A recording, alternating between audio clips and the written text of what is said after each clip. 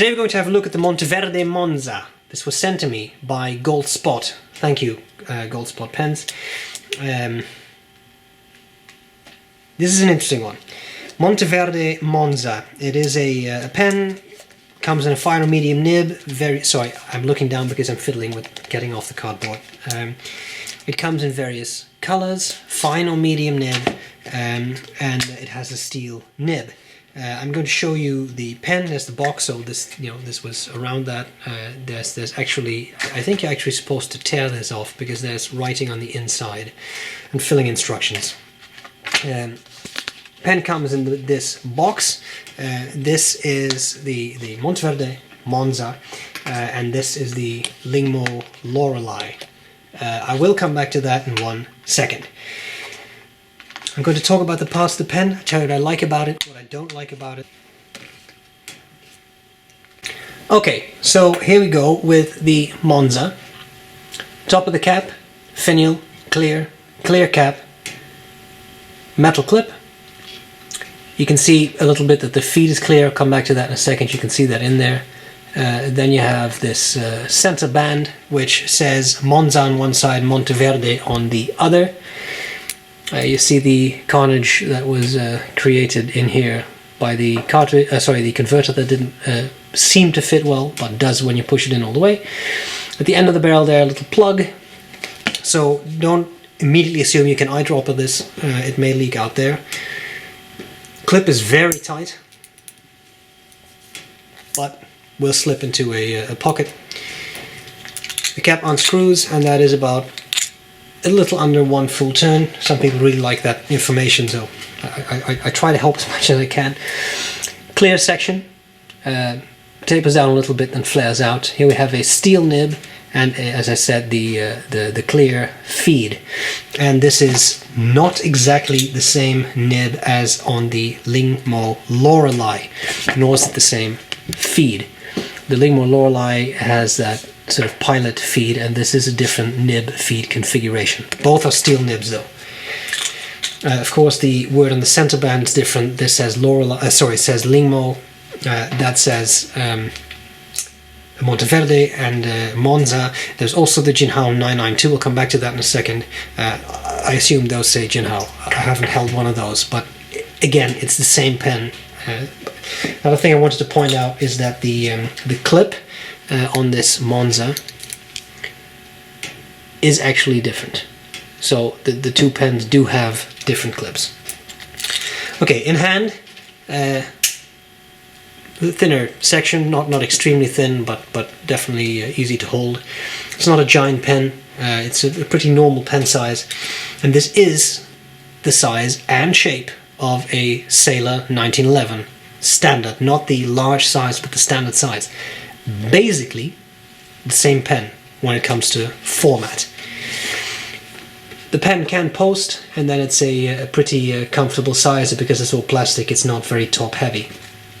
So there you have it. As I said, cartridge converters, wherever you prefer. You do need to push that in all the way, but then it does stay in place. Just make sure you push it in all the way.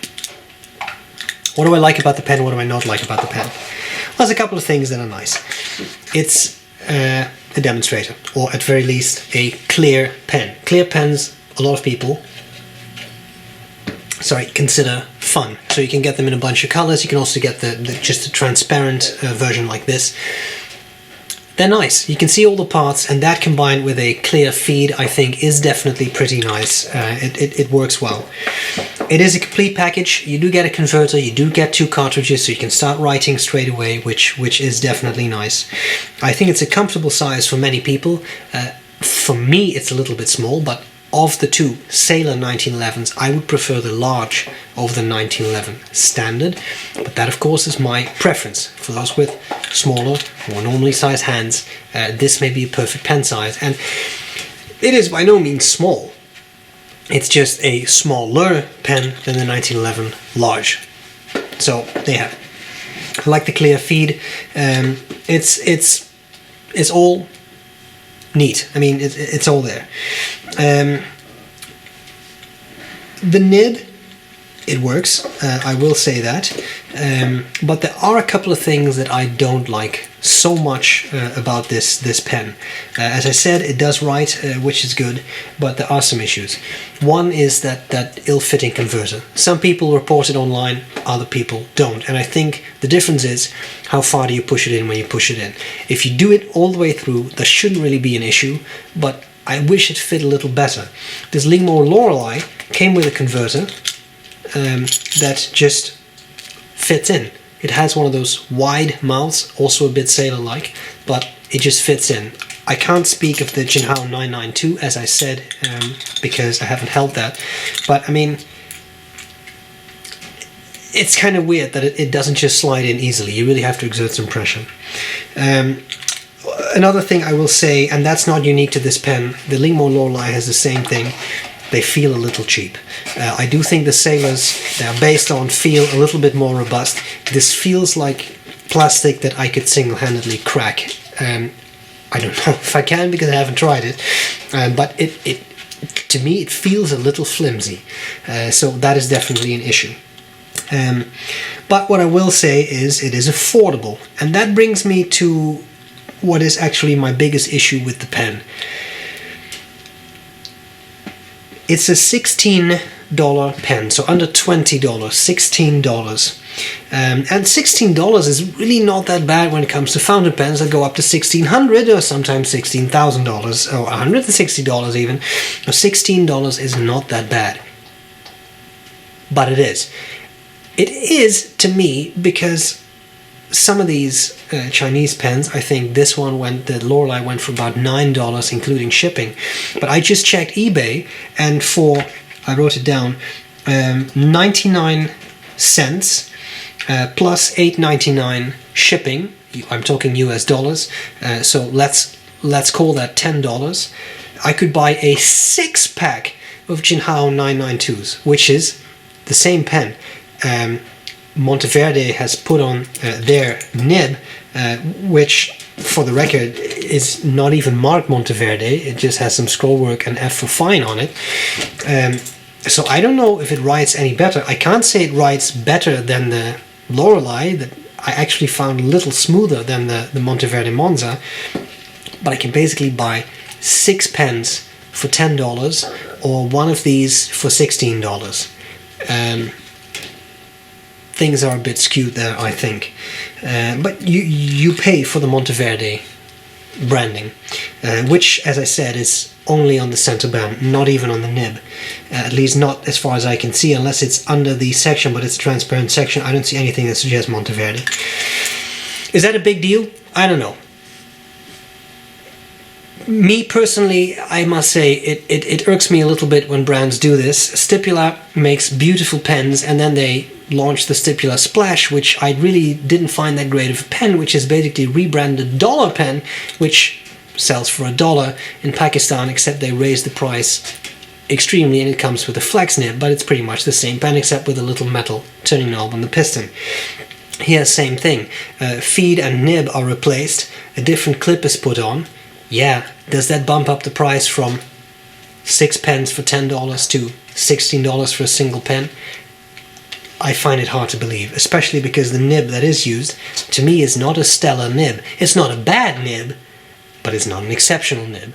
So, I'm not sure. I don't really like this type of rebranding of inexpensive pens and then just marking up the price tremendously without doing what I consider to be an enormous improvement. Even the box in the Lorelei was the same box, so they didn't really even upgrade the box.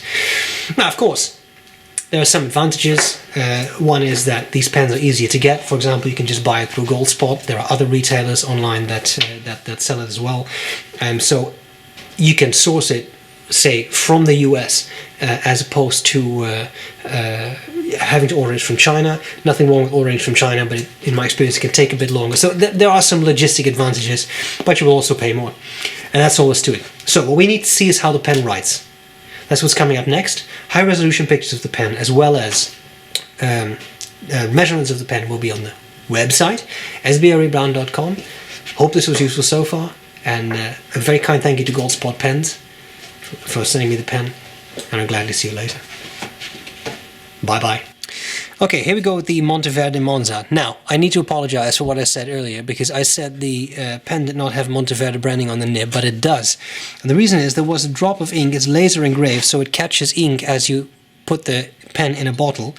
And it was just a big drop of ink, so I didn't see it. That's my fault. But as you can see, there actually is that Monteverde mountain range on the nib. So my apologies for spreading misinformation, as it were.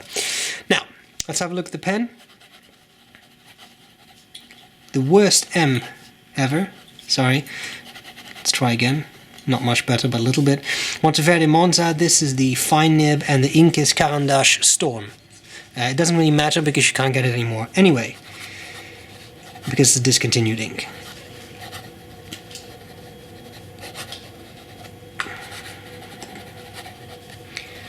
It's a feedbacky nib, not very smooth.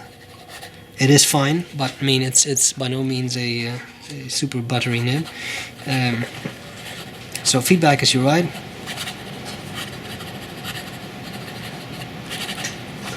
Not super wet, and you do see there is quite some skipping. I think because of the dryness. So if I write with the light hand that I usually use, you get that, which is quite a lot of skipping behavior. To make this right, I really need to push down on it a little bit. So this is a nib that could benefit from being made a little wetter. As to wetness itself, I've just said it's fairly dry, and you can see that there too.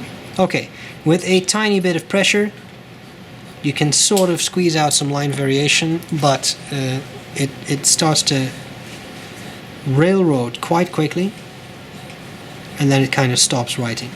So I'm trying to go very slow. You see, you can squeeze out some line variation, but you have to really slow down, and it's not really a flex nib, so you have to be careful with that. Reverse writing, it's possible. It's definitely scratchier than the other way around, but you go from, I would say, good fine to definitely an extra fine if you really need that super fine writing. That's all there's to it. So, Goldspot, thanks a lot for sending me this pen. I appreciate it. I hope this was useful, and I'll gladly see you later. Bye-bye. Bye.